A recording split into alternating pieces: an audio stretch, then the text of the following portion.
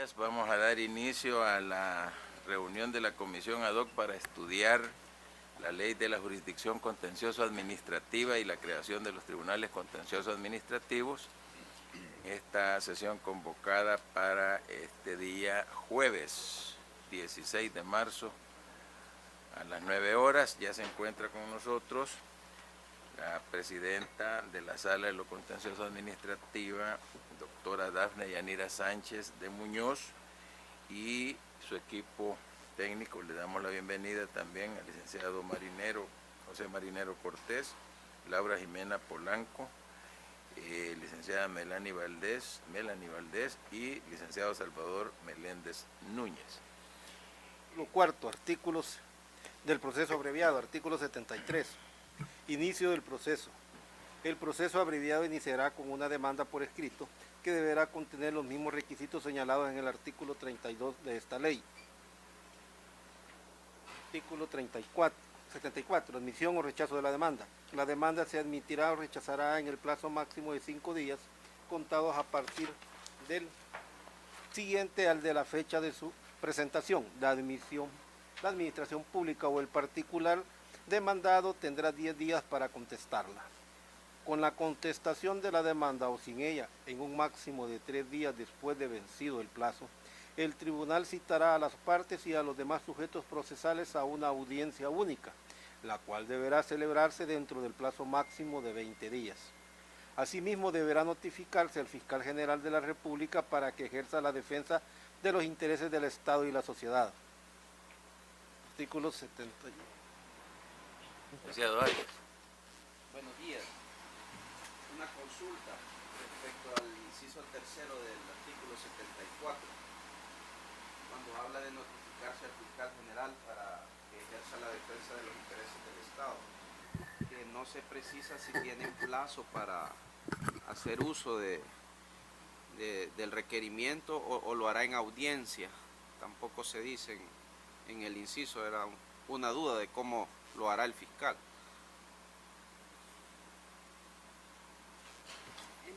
Doctora, por favor, sí, tiene el micrófono acá. Gracias.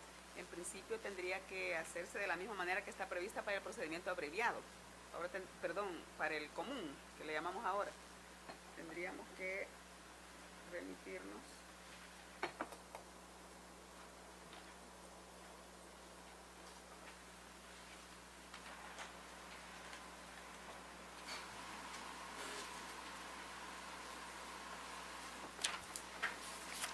Vamos a revisar.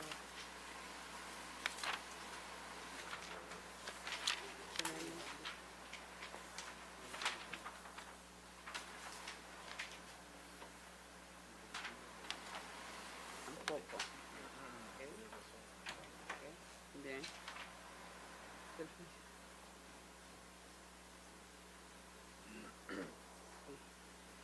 Y en la audiencia no tenemos nada. Estamos viendo el artículo 21 del proceso común, pero tampoco tiene plazo. Entonces solo vamos a revisar en la regulación de la audiencia, a ver si ahí se establece. Quedaría pendiente esa, Sí. esa parte, ¿no?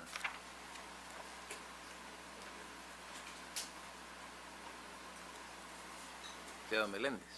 Sí, gracias, presidente. En el artículo 42 del proceso común pasa el mismo fenómeno que menciona el licenciado Arias, ¿verdad? Se notifica al fiscal general de la República para que ejerza la defensa de los intereses del Estado y la sociedad, pero no tenemos el plazo que señala. Es de definitivamente mejorar la redacción. Gracias. Gracias, licenciado. 75.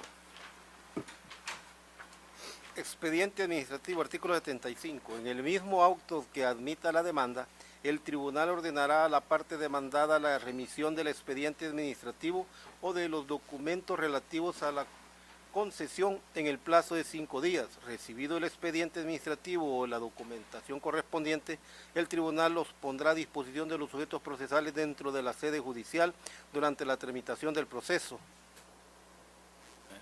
Sí, licenciado. Se dijo en los anteriores artículos que iba a ser certificación del expediente.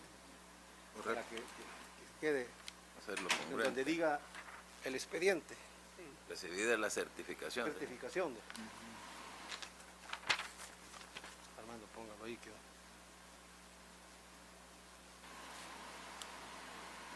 Sí, licenciado Marinero. Gracias, presidente. Incluso el epígrafe habría que cambiar, ¿verdad? Sí. Certificación. Perdón, Sí, licenciada Polanco. gracias. Incluso ayer estábamos hablando con la comisión redactora sobre ese punto de la certificación y teníamos como una inquietud porque se recuerdan que nació este cambio de la certificación del expediente con respecto del aviso de la demanda y qué era lo que podía tener acceso el administrado. Entonces nosotros ayer entrábamos un poco en como en la inquietud, ¿verdad?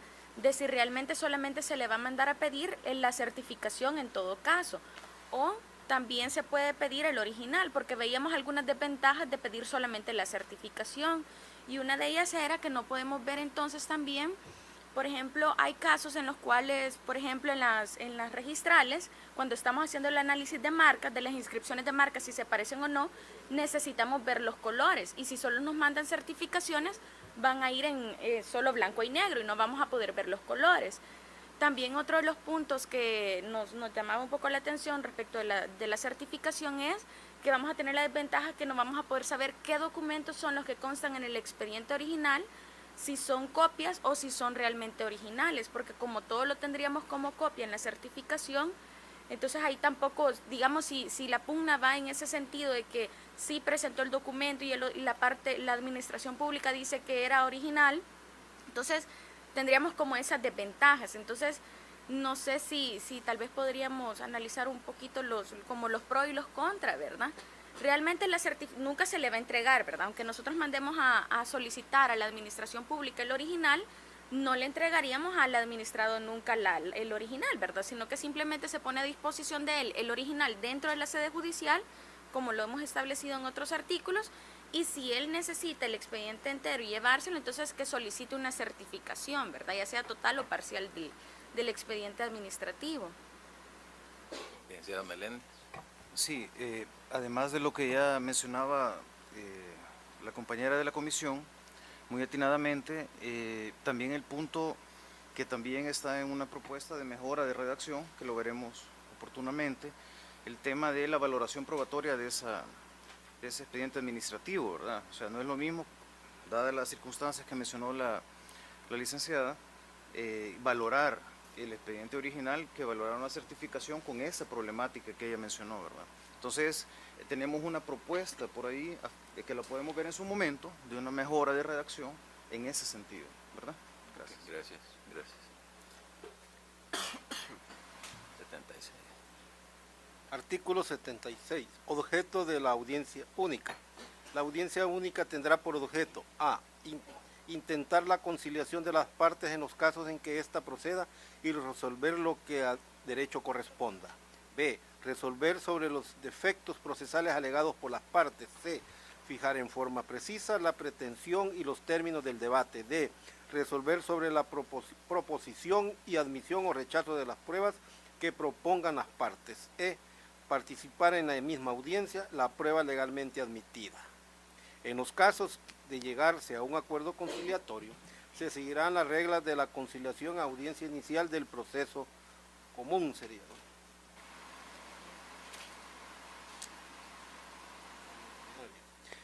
Artículo 77. Inasistencia de sujetos procesales. La inasistencia de las partes y los otros sujetos procesales tendrán los mismos efectos señalados en la audiencia del proceso común. Artículo 78. Conciliación y alegatos iniciales. Habiendo comparecido las partes o únicamente la parte actora, el tribunal declarará abierta la audiencia. La audiencia iniciará con un llamado a la conciliación en los casos que legalmente proceda. De no llegar las partes a un acuerdo conciliatorio, se continuará la audiencia con la intervención de la parte demandante, quien hará una exposición de los elementos fácticos y jurídicos que fundamentan la pretensión o la ratificación de lo expuesto en la demanda.